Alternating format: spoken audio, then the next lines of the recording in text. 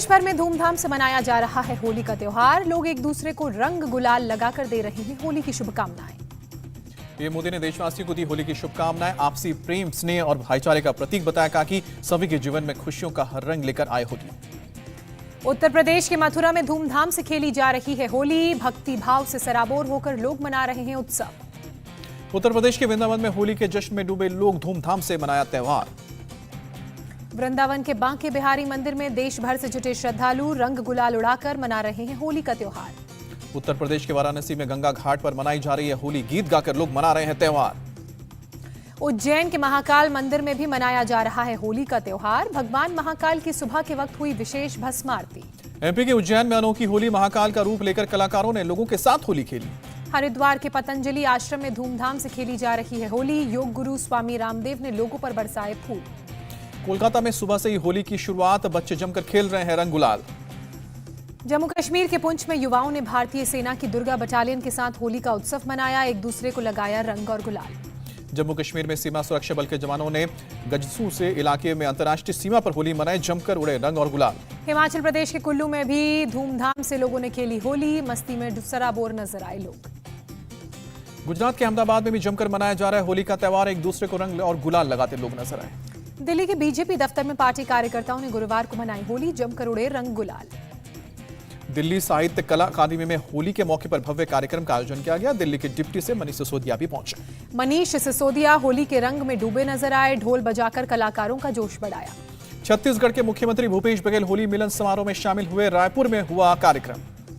छत्तीसगढ़ के मुख्यमंत्री भूपेश बघेल ने दामाखेड़ा मेले में हिस्सा लिया। सभी को होली की शुभकामनाएं दी। दिल्ली में लोगों ने होली का दहन के बाद एक दूसरे को रंग और गुलाल लगाया। त्योहार को मनाया। दिल्ली के गोल मार्केट में लोगों ने किया होली का दहन। धूमधाम से त्योहार मनाया। हरियाणा के सीएम खट्टर और पंजाब के सीएम भगवंत मान होली मिलन समारोह में शामिल हुए। एक दूसरे को लगाया रंग। पंजाब के अमृतसर में लोगों ने होली का दहन किया। होली के रंग से उत्सव मनाते नजर आए लोग। मध्य प्रदेश के मुख्यमंत्री शिवराज सिंह चौहान और उनकी पत्नी ने होली का दहन से पहले पूजा की। राजस्थान के मुख्यमंत्री अशोक गहलोत ने होली का दहन किया। जयपुर में मुख्यमंत्री आवास पर कार्यक्रम का आयोजन हुआ। होली के त्योहार के मौके पर रांची में लोगों ने किया होली का दहन। पुराने लखनऊ के बाजार में होली की खरीदारी के लिए उमड़ी लोगों की भारी भीड़। अच्छी बिक्री होने से दुकानदारों के चेहरे खिले। होली और शब बारात को लेकर दिल्ली पुलिस तैयार। ड्रोन के जरिए कानून तोड़ने वालों पर नजर रखी जाएगी। पटना के वाटर पार्क में होली के कार्यक्रम के दौरान विवाद। एक दूसरे पर चप्पल फेंक कर हमला किया। होली पर पानी बचाने के संदेश पर बोले एमपी के शिक्षा मंत्री। देश में फैलाया जा रहा है संस्कृति आतंकवाद। होली की वजह से लखनऊ के 22 मस्जिदों ने नमाज का वक्त बदला। दोपहर 1:30 बजे के बाद नमाज अदा करने की अपील। नेपाल में भी धूमधाम से मनाई जा रही है होली। काठमांडू के दरबार स्क्वायर पर लोग नाच गाकर मना रहे हैं त्योहार। गोरखपुर में योगी आदित्यनाथ होली का दहन कार्यक्रम में शामिल हुए। देवी होलिका की पूजा अर्चना की।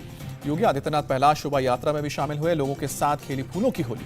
योगी आदित्यनाथ बोले, उत्तर प्रदेश में 10 मार्च से ही मनाई जा रही है होली। इस चुनाव ने दिखाया सच्चाई की हमेशा जीत होती है। योगी आदित्यनाथ ने गोरखनाथ मंदिर में भी पूजा की। होली पर निकलने वाली परंपरागत शोभा यात्रा में शामिल। सीएम योगी ने गोरखनाथ मंदिर में रुद्राभिषेक भी किया। नरसिंह भगवान की पूजा के साथ हवन और आरती कर विश्व कल्याण की कामना की। गोरखपुर में लोगों पर चढ़ा योगी का खुमार। किसी के ठेले पर लिखा बुलडोजर बाबा कोई योगी के पोस्टर के साथ नाचता दिखा। आज उत्तर प्रदेश के सैफई में लोगों के साथ होली मनाएगा मुलायम सिंह यादव का परिवार। अखिलेश यादव और शिवपाल यादव भी खेलेंगे फूलों की होली। लखनऊ में योगी सरकार के शपथ ग्रहण की तैयारी। इकाना स्टेडियम में करीब 200 वीवीआईपी के बैठने की जगह का इंतजाम किया जा रहा है। इकाना स्टेडियम में 45,000 लोगों के बैठने का इंतजाम। केंद्र और राज्य की योजनाओं के लाभार्थियों को बुलाने की भी तैयारी। योगी 2.0 मंत्रिमंडल में जाट और पटेल समाज को मिल सकती है तरजीह। युवा और नए चेहरों को ज्यादा प्रतिनिधित्व मिलेगा। उत्तर प्रदेश में सरकार गठन से पहले मुलाकातों का दौर। बीजेपी अध्यक्ष जेपी नड्डा से मिली अनुप्रिया पटेल। संजय निषाद ने भी जेपी नड्डा से मुलाकात की। नई सरकार में सहयोगियों की क्या भूमिका होगी, इस पर चर्चा। सपा ने 5 एमएलसी प्रत्याशियों की सूची जारी की। गोंडा से भानु कुमार और देवरिया से डॉक्टर कफील खान बने उम्मीदवार। सपा ने बलिया से अरविंद, गाजीपुर से भोलानाथ को बनाया प्रत्याशी। सीतापुर से अरुणेश कुमार मैदान में।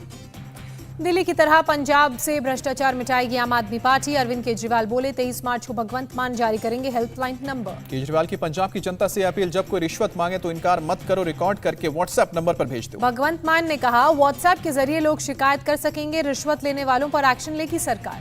आप नेता संजय सिंह ने ट्वीट करके कहा कि निजाम बदल गया है। कमाने वाला खाएगा, लूटने वाला जाएगा।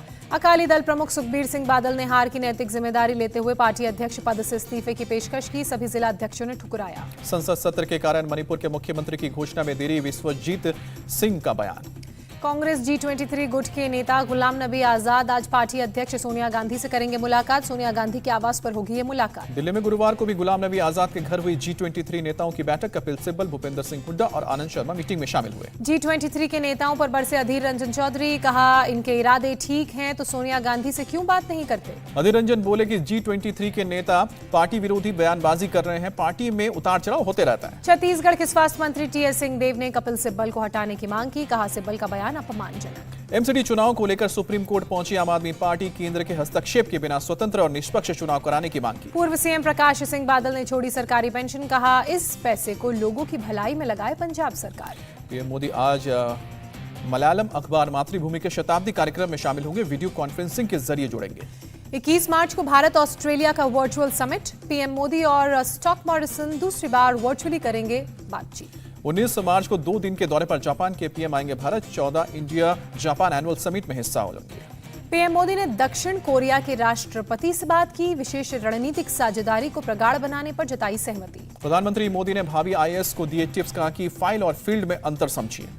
विदेश मंत्रालय ने जताई उम्मीद, इस्लामी सहयोग संगठन आतंकवाद और भारत विरोधी गतिविधि में लगे देशों को नहीं देंगे प्रोत्साहन।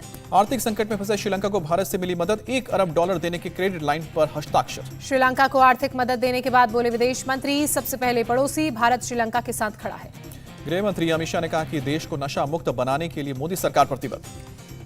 भारत चीन विवाद पर बड़ी खबर। पूर्वी लद्दाख के विवादित इलाकों पर भारत चीन में हो सकता है समझौता। भारत चीन की बातचीत पर ओवैसी का सवाल पूछा। चीन दावा कर रहा है हॉट स्प्रिंग में मामला पहले ही सुलझा, तो भारत सरकार बताए सच क्या है। सुप्रीम कोर्ट का बड़ा फैसला, पिता के साथ संबंध बनाए रखने से इनकार करने पर बेटी अपना खर्च मांगने की हकदार नहीं। जम्मू कश्मीर के बारामूला में लश्कर आतंकवादियों के मददगार को पुलिस ने गिरफ्तार किया। हथियार और गोलियां बरामद की। जम्मू कश्मीर में एक साल में 175 आतंकवादियों को मार गिराया गया। 183 आतंकवादियों को पकड़ा गया। सीआरपीएफ के डीजी कुलदीप सिंह का बयान। 32 महिला कर्मी वीआईपी सुरक्षा विंग में शामिल की। सीआरपीएफ ने शहीद जवान के परिवार वालों को मिलने वाला वित्तीय सहायता को बढ़ाया। 20 लाख से बढ़ाकर 30 लाख किया। मौजूदा वित्त वर्ष में प्रत्यक्ष टैक्स कलेक्शन 13,63,000 करोड़ हुआ है। 30 मार्च तक टैक्स कलेक्शन और बढ़ने की उम्मीद। दिल्ली हिंसा में जान गंवाने वाले आईबी कर्मचारी के भाई को सरकार ने दी सरकारी नौकरी। सीएम अरविंद केजरीवाल ने सौंपा नियुक्ति पत्र। बैंक फ्रॉड के मामले में बीजेपी नेता प्रवीण दरेकर को राहत नहीं। 21 मार्च को मुंबई के सेशंस कोर्ट में अंतरिम जमानत पर सुनवाई होगी। बंगाल हायर सेकेंडरी की परीक्षा की तारीख में बदलाव। ममता बनर्जी ने कहा उपचुनाव के कारण 6 से 15 अप्रैल के बीच कोई परीक्षा नहीं होगी। अंतर्राष्ट्रीय सूरजकुंड मेला 19 मार्च से शुरू होकर 4 अप्रैल तक चलेगा। चंडीगढ़ में बोले मनोहर लाल खट्टर। सीएम शिवराज सिंह चौहान ने बड़वानी में भगोरिया महोत्सव में हिस्सा लिया। कलाकारों के साथ जमकर थिरके। गुजरात में स्कूलों में 6ठी से 12वीं क्लास तक पढ़ाई जाएगी। भगवत गीता शिक्षा मंत्री जीतू बघानी ने ऐलान किया। बंगाल की खाड़ी में साइक्लोन अश्नी का खतरा। केंद्रीय गृह सचिव ने अंडमान निकोबार में सुरक्षा और राहत के उपायों का जायजा लिया। शिमला में 17 मार्च को गर्मी का नया रिकॉर्ड बना। न्यूनतम तापमान 18 डिग्री।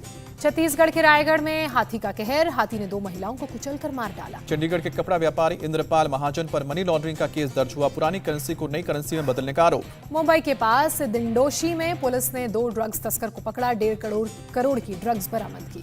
छत्तीसगढ़ की सरगुजा पुलिस की कामयाबी। 9 ड्रग्स तस्कर के साथ 70 लाख का गांजा पकड़ा गया। महाराष्ट्र के रायगढ़ में 4 गिरफ्तार सरकारी अधिकारी बनकर एक कंपनी से 10 लाख की वसूली की कोशिश का आरोप। इंदौर में 2 बार किए गए सील। नाबालिगों को शराब परोसने का था आरोप। भारत ने ओमिक्रॉन वेरिएंट का दूसरे देशों की तुलना में बेहतर तरीके से किया मुकाबला। केंद्र सरकार का दावा। यूपी सरकार ने कोरोना से संबंधित सभी पाबंदियां हटाई। संक्रमण की घटती रफ्तार को देखते हुए फैसला। केरल में कोरोना के 922 नए मामले सामने आए। 6,998 एक्टिव केस। दिल्ली में पिछले 24 घंटे में कोरोना के 148 नए केस मिले। संक्रमण से 1 की मौत। असम में कोरोना के 3 नए केस। पिछले 24 घंटे में किसी की मौत नहीं। बीते 24 घंटे में एक मरीज अस्पताल से डिस्चार्ज हुआ। राज्य में कुल सक्रिय मामले 15। यूक्रेन पर 23वें दिन भी रूस का हमला लगातार जारी। चर्नोहाइव में गोलीबारी में एक अमेरिकी नागरिक की मौत की खबर।